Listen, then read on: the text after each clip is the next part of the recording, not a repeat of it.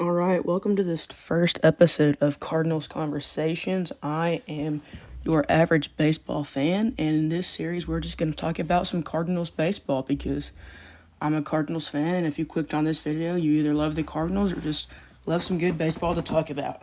So let's hop right into the box scores.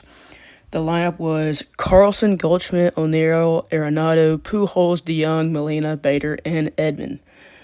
So Carlson goes 1 for 3 with a double. Goldschmidt goes 1 for 1 with 4 bases on balls. The one hit he got was a single. O'Neill has a huge day. He goes 2 for 3 with an RBI single, a 3-run home run, and a sacrifice fly. Arenado goes 1 for 4 with a 2-run homer. Pujols goes 0 for 5, but in the 8th inning, he had a very hard line out to the left field off of a left-handed pitcher, which is really his strong suit. DeYoung goes 0 for 3 with a walk. Molina goes 0 for 4, but he makes up for it by throwing out Newman at second base. Bader goes 2 for 4 with no RBIs, and Edman goes 1 for 4 with a solo home run. I really like the lineup that Oil put together. I saw a lot of people on Instagram talking about how Edman shouldn't be in the 9 hole and that he's getting disrespected and whatever. But I actually really like it because what Oil did by putting Edman in the 9 hole is he gives us back-to-back switch hitters with Edman and then flipping it back up to Carlson. And also a good idea about Edman being really just a second leadoff hitter and really being able to flip the lineup was in the 8th inning. So Edman goes up in the 8th inning with 1 out, and he hits that solo home run.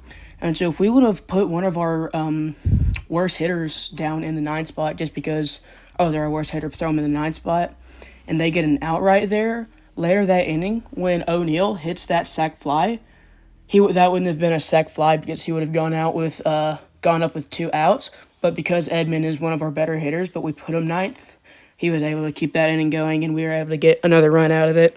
So I love that. The pitching was great. It was a vintage Adam Wainwright start, and it was fun to see, and I'm really excited to see what Wainwright's going to be able to do. Who knows exactly how long he's going to play. You can really only just project. But, six inning shutouts, 6 strikeouts. Gave up 5 hits, but, it doesn't matter because it was 6 inning shutouts, no runs scored.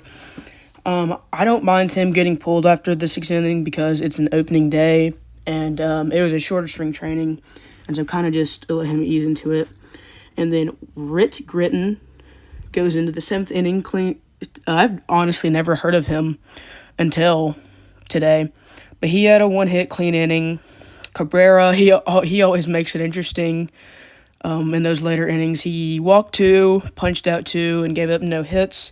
So he gave us a clean 8th, and then Helsley closed it off with a clean 9th. 0 errors committed by the defense because I truly believe we're going to have the best defense in baseball again this year. So enough with just the individual game, just looking at the team as a whole. I'm really excited about this team, and this team looks really underrated and really exciting.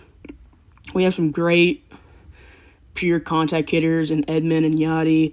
Carlson and Goldie are some great hybrid hitters that they're going to hit for a higher average, but also hit for a lot of power.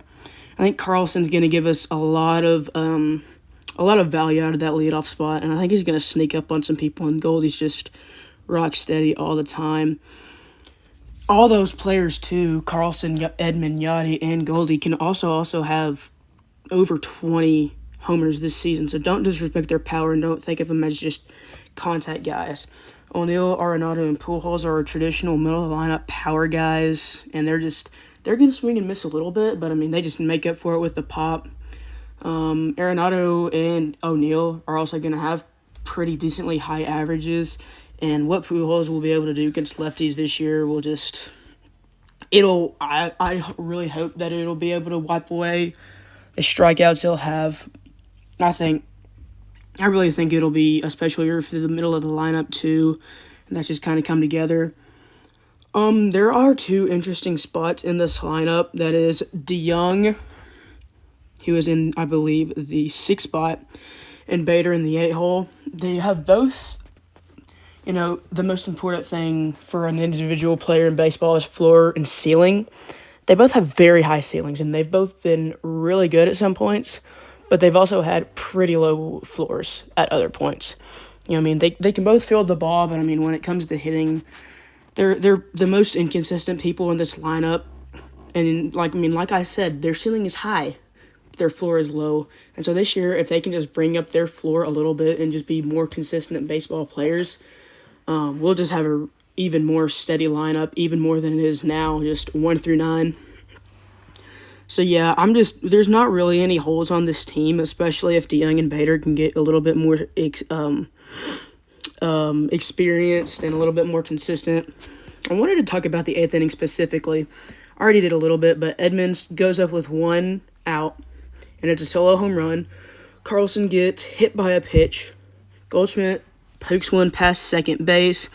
O'Neill hits Carlson with a sac fly, and Nolan hits a 2-run bomb with Goldie on base. That was just a super exciting inning, and it really got me fired up. I mean, yes, we were playing a pretty bad Pirates team, and the Pirates, they have some pieces on offense, Brian Reynolds, Cole Tucker, Kevin Newman, but I mean, that pitching staff is just really not it for the Pirates. But it was just really good to see our bats really just come alive and be explosive. So I was really happy about that. And even Albert, he made the last out in that inning. But, Albert, that was a really hard hit ball to left field. And, I mean, just the sound off Albert's bat, that just gave me a lot of hope. And so I'm really excited about that. And I guess that's just a good segue into, I mean, obviously some of the biggest news in sports. Albert Pujols re-signs to the Cardinals. He comes back home. And that's just, I mean, it's just one of the best farewell tours, in sports history. Pujols is one of the GOATs, undisputed. He's fallen off but the past couple of years, but, he's old. And he's been doing his thing since 2001. And it's just really exciting to see him be able to come back. And this year, he's going to have a good platoon role, probably with Dickerson in that DH spot. But, he can also just be a great mentor to the guys like Yachty and like Waino are. And I really hope Yachty, Waino, and Pujols have that 2011 magic in them, because this is a good team. There's no real holes in this team. There's no bad players in our starting lineup. And this isn't even the final team. We have help on the way. So Flaherty is on the 10-day IL. He's believed to miss a little bit longer than 10 days. But he shouldn't miss more than 3 starts, I don't believe. He should be back, hopefully in May. At the very latest, hopefully in May. So adding him back into the top of that rotation is going to be huge. And once we have Flaherty, there's not going to be any teams that can really just hit off the Cardinals between our complete rotation and our bullpen.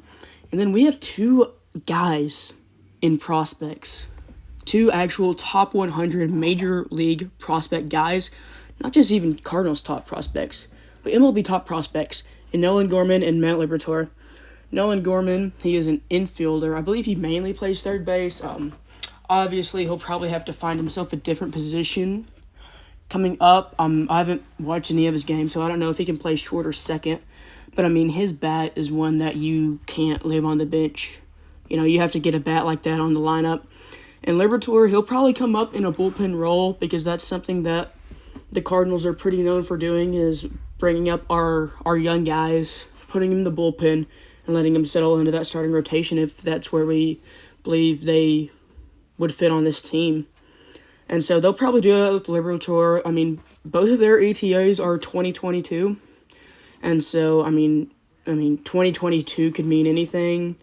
They could be September call-up playoff pieces. They could be next week, next month.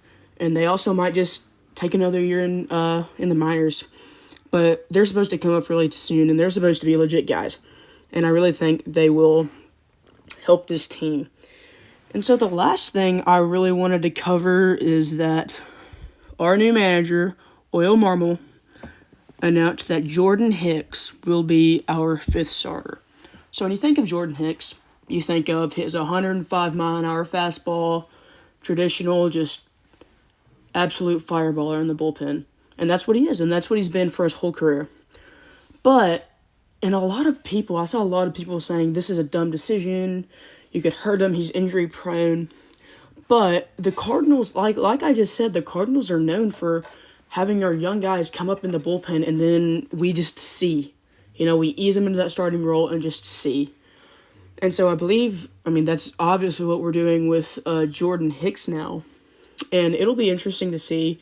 I'll definitely watch all of his starts just because it'll be interesting to see if he'll be able to find the balance between going from a closer and just throwing it as hard as he can every pitch to having to stretch it out over a couple innings as a starter. And Jordan Hicks, he's not just a one-dimensional 100-mile-an-hour fastball pitcher, too. He has that slider that he can drop in there, and it has become a great pitch, and it gets a lot of hitters off balance. So I'm really excited to see what they'll do with Jordan Hicks. The Cardinals staff obviously knows what they're doing. And roles like that and just easing up our younger guys into the starting rotation, Hicks is definitely a very talented ball player. And so, yeah, I think that's going to recap the opening day episode. That's really all I wanted to cover. I'll probably have a series recap. So stay tuned for that. And this has been a Cardinals conversation.